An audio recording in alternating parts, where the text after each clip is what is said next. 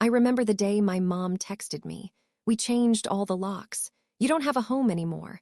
Let's see how brave you are now. Haha. No call, no warning, just that one message lighting up the dark. I stood there for a second staring at it. Then I laughed quiet, almost calm, because that wasn't the end of anything. That was the start.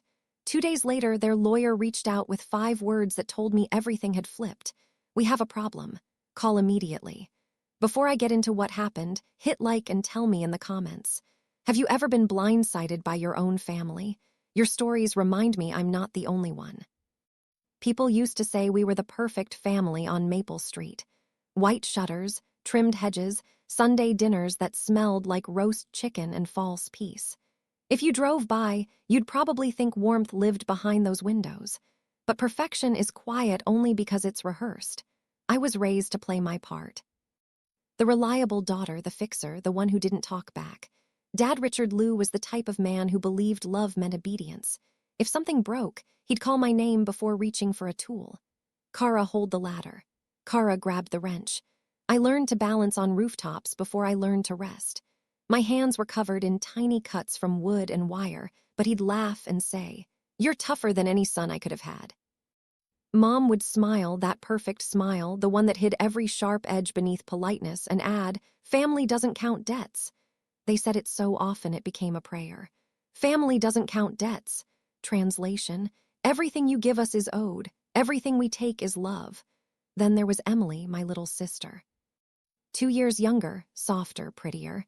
She never had to lift more than a makeup brush. Dad called her the delicate one, and Mom called her our pride. I was proud too once. I believed that keeping the peace was my job, that fixing their messes was proof of devotion. When money got tight, Mom would sigh dramatically over the electric bill. And somehow my wallet would open. At 17, I was helping with mortgage payments. By 21, I was covering repairs. It didn't feel wrong back then. It felt like love. They told me I was so good with numbers, so dependable, and I mistook manipulation for gratitude. Every time I patched a wall or transferred a payment, I told myself I was holding the family together. But there's a price to being the glue you never get to stop holding. I remember one Thanksgiving standing by the window watching Mom hand Emily a small jewelry box. Inside was a gold bracelet engraved with her initials. "It's for our little artist," Mom said. Emily hugged her. I smiled, pretending I didn't feel the chill crawl up my arms. That bracelet probably costs the same as 3 months of my rent at the time. But family doesn't count debts right now. Years later, that phrase still echoes in my head. Soft, poisonous. I can still smell the varnish from the banister I painted at 16. Hear the creak of the lock I once fixed for Dad. See the porch light I replaced flickering in memory. The same porch light that would one day shine over a door I wasn't allowed to open. It started with whispers soft enough to sound harmless. I came home late from work one night, shoes damp from the Portland rain, and heard my name through the kitchen door. I should have kept walking, but something in Mom's voice froze me mid-step. "She doesn't realize all her help was voluntary," she said, quiet but clear. "When we sell the house, it'll just be our names on the papers." My chest tightened. Sell the house, our house. The same place I'd painted, repaired, financed piece by piece for years. Dad's laugh came next, low and smug. Classic Kara. All heart, no business sense. Then Emily's voice hesitant. "But won't she expect something?" Mom snorted. "Expect what?" "She gave gifts. Gifts don't buy ownership." For a second, I thought I'd misheard. The room spun in silence, the air thick with the smell of leftover dinner and betrayal. I gripped the wall until my knuckles went white. "Gifts," I whispered to myself, the word curdling in my mouth. They were dividing my effort like spoils, and I was the fool who funded their comfort. I walked to my room without a sound, every step heavy, rehearsing the script they'd written for me my entire life. Be grateful, be quiet, be useful. But something inside me cracked that night. I didn't cry. I didn't confront them. I sat on the edge of my bed, the glow of my laptop reflecting in my eyes, and I started remembering every transfer, every bill, every time they'd said, "Just this once." Hours passed. The house went still. I could hear the rain against the window and the faint hum of the refrigerator, steady, unbothered, unlike my heartbeat. Then, just as I was about to close my laptop, my phone buzzed. 11:27 p.m. Mom, we changed all the locks. You don't have a home anymore. Let's see how brave you are now. Ha ha. The words burned into me one by one. I read them again slower. Locks, home, brave, and that laugh, ha-ha, mocking sharp final. No call, no explanation, just that cold message glowing in the dark. I don't know how long I stared at it. Maybe a minute, maybe 10. Then something strange happened. I laughed too, soft at first, then louder until it echoed off the empty walls. Because in that moment, I saw the truth clearly for the first time. They hadn't shut me out, they'd freed me. I turned off the phone, opened my laptop again, and started typing. Not a message, not a plea, but a list. Dates, payments, repairs, every cent, every receipt, every promise. When I was little, Dad used to say, if you want something done right, do it yourself. Fine, I would. By dawn, I had a folder named Proof. And as the sun crept over the blinds, warming the cold air of my room, I made a quiet promise to myself this time. I wasn't fixing anything for them. I was dismantling everything they'd built on me. The morning after that message, something inside me reset. No anger, no tears, just a clean, eerie calm. I brewed coffee, logged into work like nothing had happened, and started moving in silence. If my family wanted to see how brave I was, they were about to find out on paper. By day, I was still the dependable data analyst at a downtown firm. My coworkers had no idea that every spare minute was spent tracing back a different kind of data, my own history. I pulled old emails, bank transfers, utility statements, payments for roofing materials, contractor quotes I'd covered temporarily, grocery receipts from the months they'd claimed they were broke.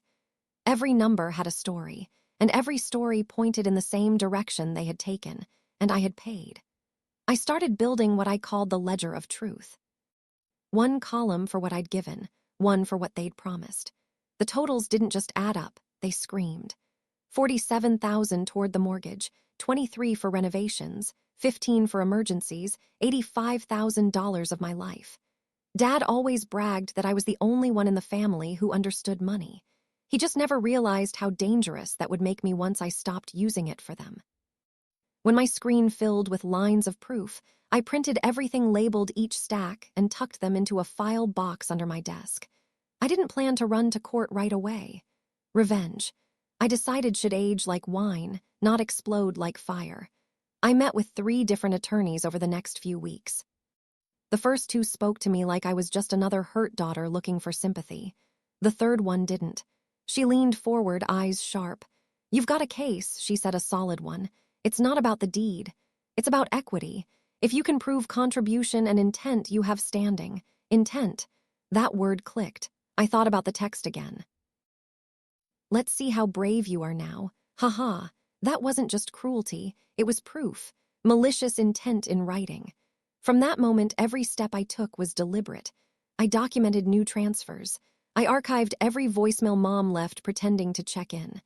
I backed up every file twice, one on my laptop, one in the cloud.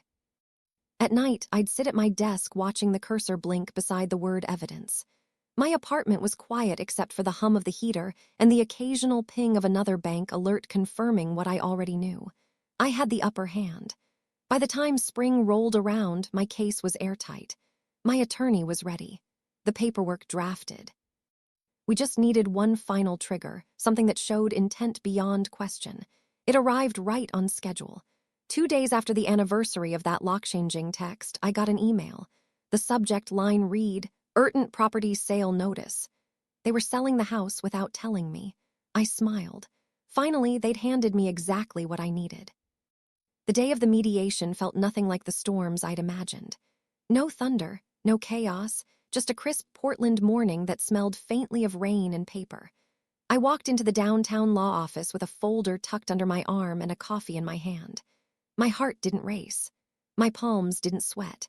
I'd already lived through the worst part, being locked out of my own home by the people who swore they loved me. The receptionist guided me to a sterile conference room. White walls, long table, 2 pictures of water untouched. The hum of fluorescent lights filled the silence. I sat down, placed the folder in front of me, and waited. A few minutes later, the door opened. My parents entered first.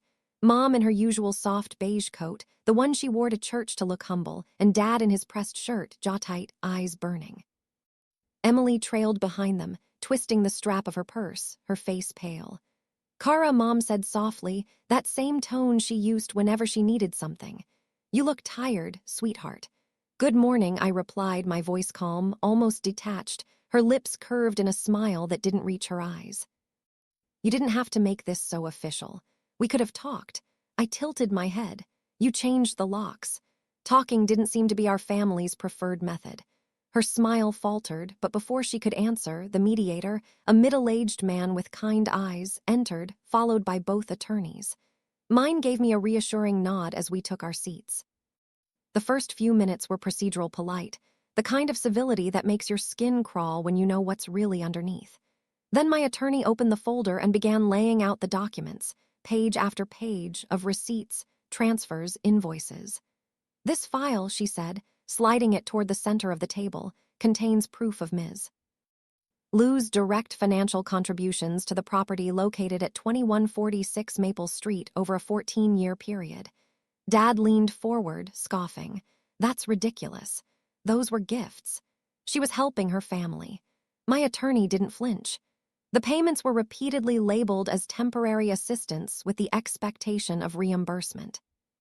You'll also find text messages where both you and Mrs. Lou referred to those payments as loans. We have evidence of concealment of assets as well. Bank statements showing you maintain substantial savings while requesting money from Miss Lou under the pretense of financial hardship. Mom shifted uncomfortably. Her hands, perfectly manicured, trembled as she reached for the papers. This is being twisted. Whenever I interrupted for the first time, you told me I didn't have a home anymore. Remember that? The room went silent. Her mouth opened, then closed. She looked at me, pleading. That was a misunderstanding, Kara. We were angry. It's in writing, my attorney added, sliding another page across the table, dated and time-stamped. 11:27 p.m. The text reads, We changed all the locks. You don't have a home anymore. Let's see how brave you are now. Haha. The mediator adjusted his glasses, frowning. That message certainly suggests intent. Dad's face turned crimson. She's twisting everything. That text was a joke. I met his glare evenly. So was your idea of family. The mediator tried to regain control, but the tension had already snapped. My attorney continued methodically, pointing out every inconsistency, every false statement. The evidence stacked higher. Thicker mortgage payments I'd covered renovation costs, utility bills, even the receipts for the new locks. Then came the moment I'd been waiting for.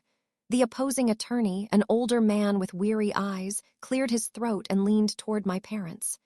Mr. and Mrs. Lou, he whispered urgently, though the room was quiet enough for everyone to hear. We have a problem. You need to call me immediately after this session. The irony hit me like sunlight after a storm. I smiled just barely. There it was, the line from my thumbnail of a life finally playing out in real time. Mom's composure cracked. Kara, please, she said, her voice wobbling. We're family. Don't do this. I looked at her for a long moment, then spoke softly. You're right. We are family. That's why I gave you chances.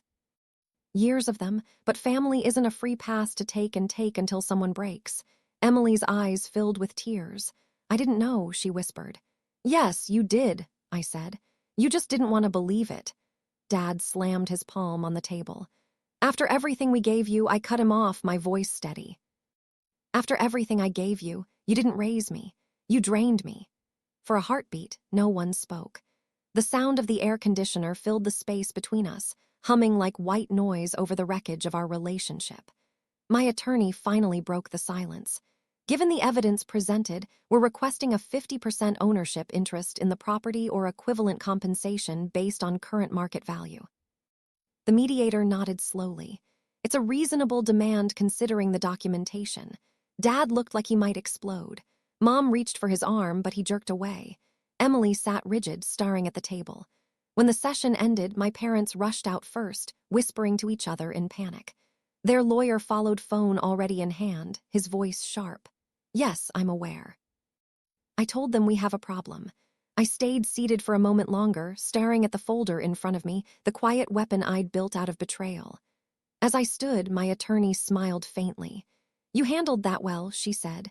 Numbers don't lie, I replied. People do. Outside, the city was drenched in gold light. The street smelled of wet pavement and victory. I walked past a coffee shop window, caught my reflection, and almost didn't recognize the woman staring back, steady, untouchable, free. I wasn't the daughter who obeyed anymore. I was the woman who learned how to fight without raising her voice. And for the first time in years, I didn't feel small. I felt precise, powerful. They thought changing the locks would end my story. It only opened the door to theirs. The court's decision came 6 weeks later, printed neatly in black and white, 50% ownership awarded to me. It wasn't luck. It was proof. Every line, every number, every late-night calculation finally meant something. The house sold for more than they'd expected. After legal fees and taxes, my parents walked away with half of what they thought they'd retire on. They'd built their future on my obedience and watched it crumble under my evidence. I didn't move back in. That house was nothing but ghosts wearing the shape of family. Instead, I bought a small townhouse across town. The first thing I did was change the locks myself. New keys, new rules, new peace.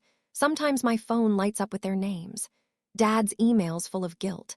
Mom's voicemails dripping with regret. But I never answer. Some doors once closed stay that way. On quiet mornings, I sit by my window with coffee and sunlight warming my face, listening to the hum of my own space. No footsteps, no orders, no demands, just quiet, just mine. They changed the locks to keep me out. I changed mine to keep them from ever walking in again. They thought they were teaching me a lesson about loyalty. What they really taught me was how to live without them. Freedom didn't come with forgiveness. It came with boundaries and a brand new set of keys. Sometimes justice doesn't roar. Sometimes it just signs papers and walks away quietly. And that's enough. If you've ever had to rebuild from the wreckage your own family left behind, you're not alone. Your peace is worth protecting even if you have to fight for it. Hit like, share your story in the comments, and subscribe for more true stories of quiet revenge and hard-won freedom.